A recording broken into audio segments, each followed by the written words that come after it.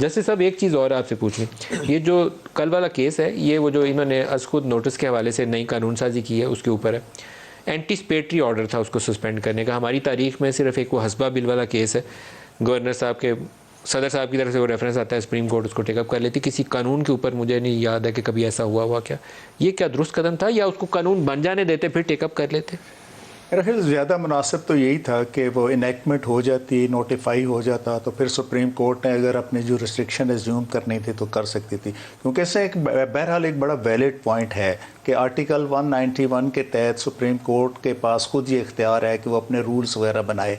तो जो हमारे सुप्रीम कोर्ट के रूल्स हैं 1980 के बने हुए, उसमें अमेंडमेंट तजवीज़ की जा सकती थी या इस तरह का मामला किया जा सकता। एक आपकी वसातत से मैं एक और बात ये करना चाहूँगा। देखें, बहरहाल मैं ज़ाती तौर पर ये इस बात को मुनासिब नहीं समझता कि पार्लियामेंट किसी सुप्रीम कोर्ट की जजमेंट के ख़िलाफ़ जो है वो रेजोल्यूशन पास करे या कहे कि हम नहीं मानते। ठीक है, उसमें एक लीगल वे था और उसमें वो अडॉप्ट करने के बाद स्टैंड उस पर लिया जा सकता था।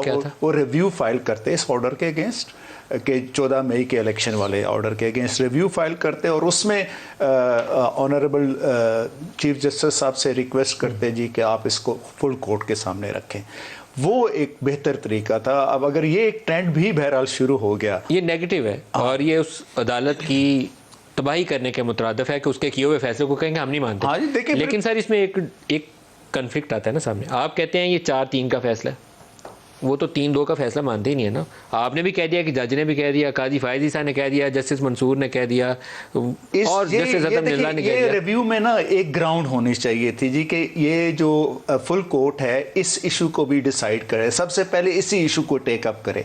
अगर वो सबसे पहले जो ज़ाहिर है हमारे लॉ में होता है कि जो लीगल पॉइंट्स हैं या जो इशूज़ होते हैं उनको पहले प्रिलिमिनरी इशू के तौर पर। आपकी बात दुरुस्त है, लेकिन यहाँ एक दोबारा सवाल मेरे जहन में आता है कि ये 3-2 वाले बेंच के सामने ये रिव्यू फाइल करते 3 रुकनी बेंच के सामने, या वो जो 4 जिन्होंने अक्सरीती फैसला दिया था उनके सामने ये फैसला देते हैं, दरखास्त देते हैं? देखिए, रिव्यू फाइल करते वक्त तो जाहिर है वो बेंच का नहीं डिसाइड हो सकता कि जी ये 2 रुकनी बेंच के पास है, या वो तो जाहिर चीफ जस्टिस उसमें साथ एप्लीकेशन मूव की जाती है कि ये जो इशू है इसमें चूंकि एक 4 जजेस का एक व्यू है और 3 जजेस का एक व्यू है, रिव्यू में फिर वो सातों कम से कम बैठ सकते हैं। ये एक है। काजी फायजी ईसा साहब वाले केस में ये होल्ड हो चुका है कि अगर जो अदरवाइज जजमेंट दे चुके हों कन्फ्लिक्टिंग, वो सारे बैठेंगे। तो इसका मतलब है ये कम से कम 7 जजेस जो है वो तो बैठते ही बैठते। काजी फायजी साहब के अपने केस में नहीं वो जज बैठे। काजी फायजी साहब का भी 2-1 वाला जो मामला था उसमें उन्होंने नोटिफिकेशन से उड़ा दिया। ये नहीं, वो जो उनका अपना जाती केस था, वो तो डिफरेंट केस है, लेकिन इस केस में वो एप्लीकेबल होना चाहिए था। वजह से रिव्यू में काजी मोहतरम काजी साहब के हक में फैसला हुआ कि वो जजेस बैठे थे जिन्होंने ऑलरेडी उनके हक में फैसला दिया हुआ था। सर आप रिव्यू में क्यों नहीं गए?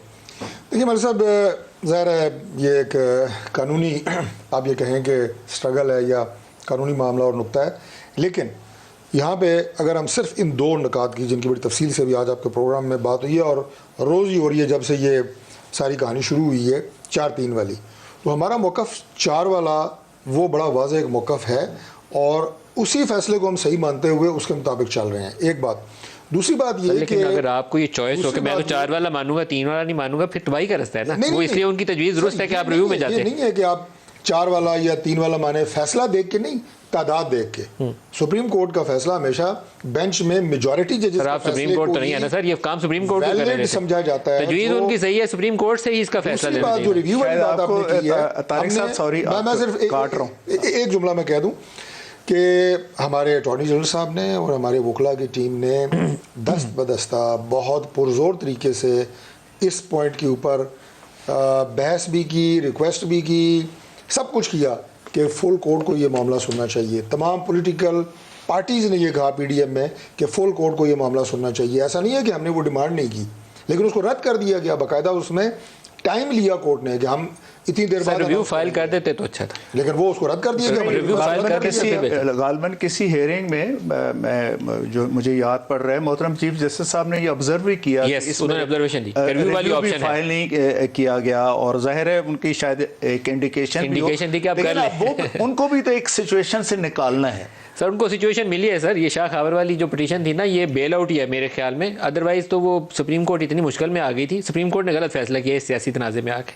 अब इस शाह खावर वाली पिटीशन से उन्हें फेस मिली है। सुप्रीम कोर्ट को पढ़ना ही नहीं चाहिए था। मतलब मेरी ये एक राय है। लेकिन अब देखिए, ये भी बहरहाल नहीं हो सकता कि भाई मेरे खिलाफ जजमेंट आए तो मैं कहूँ कि जी मैं नहीं मानता। ठीक है, देखें जिस दिन जजमेंट ये अनाउंस हुई उस दिन कोर्ट में 3 जजेस थे और उन्होंने कहा जी कि हम ये फैसला कर रहे। 5 जजेस थे, 3 जजेस फेवर में, 2 एंटी उसमें वो थे। तो रिव्यू भी अब उन्हीं के पास जाना था जो पहले फैसला दे चुके हैं। तो इसलिए ये बड़ा एक, मैं समझता हूँ कि थोड़ा सा नहीं बल्कि अच्छा खासा एक टेक्टिकल जो है ना वो मिस्टेक हुई है गवर्नमेंट से, तारिक साहब की लीगल टीम से।